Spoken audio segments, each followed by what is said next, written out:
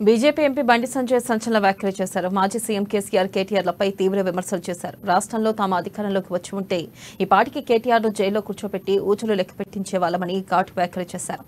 కరీంనగర్లో ఆయన మీడియాతో మాట్లాడుతూ కేటీఆర్ ఇంకా అధికారంలో ఉన్నామనే భావనతో అహంకారంతో మాట్లాడుతున్నారన్నారు. కేటీఆర్ సహా ఆ కుటుంబం రాష్ట్రాన్ని దోచుకున్నది మండిపడ్డారు. ఇక కేసీఆర్ కుటుంబం కేటీఆర్ చేసిన అవినీతి, అక్రమాలు, అరాచకాలు, ప్రజలను పెట్టిన ఇబ్బందులు అన్నీ ఇన్ని కావని చెప్పారు.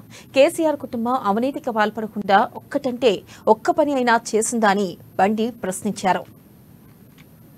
మందు తాగిండు, రక్తం ఎక్కడ రక్తం 2 పెగ్గులు తాగాల్సిన కేసీఆర్ ఒక్క ఫుల్ బాటిల్ తాగిండు. ఇంకా రక్తం ఎక్కడ రక్తం చిందించిండే? పేదోళ్ళ రక్తం తాగిండు, పేదోళ్ళ ఉసురు పోసుకున్నాడు. ఏడు రక్తం చిందించిండు? రక్తం ఏం చిందించిన భారతీయ జనతా పార్టీ కార్యకర్తలు రక్తం చిందించాం. తెలంగాణ రాష్ట్రాన్ని కేసీఆర్ అనే మూర్ఖతో పాలన నుంచి కాపాడడానికి ఇలా భారతీయ జనతా పార్టీ కార్యకర్తలు రక్తం చిందించారు. లాఠీ దెబ్బలు తిన్నాం, మేము జైల్లోకి వేయడం, రౌడీ షీట్స్ ఓపెన్ చేసిండ్రు, రాళ్ల దాడి చేసిండ్రు, కోడుగులతో దాడి చేసిండ్రు.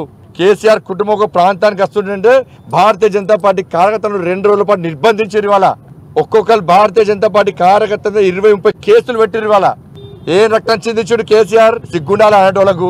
మీరు రక్తం చిందిస్తే ఇంట్లో ఎందుకు కూర్చోబెడతారు మిమ్మల్ని?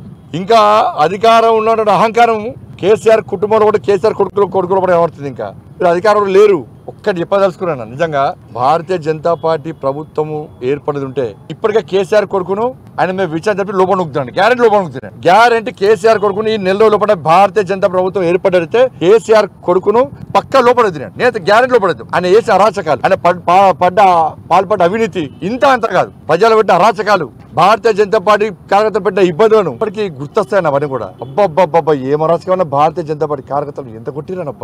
ఇలా కొనుగోలు కేంద్రాలు పోతే కొడుతుంది, టీఎస్పీఎస్ పేపర్ లీకేజ్ మీద కొట్లాడితే కొడుతుంది, మహిళల మీద అత్యాచారాలు జరిగితే దాన్ని వ్యతిరేకిస్తే కొడుతుంది, 317 జీవోకి వ్యతిరేకంగా కొట్లాడితే సవరించమని కొట్లాడితే కొడుతుంది, ఆర్టీసీ సమస్యలు కొట్లాడితే కొడుతుంది, అంగన్వాడీ సమస్యలు కానీ, అవుట్ సోర్సింగ్ ఉద్యోగస్తుల సమస్యలు కానీ, వీఆర్ఓల సమస్యల మీద కానీ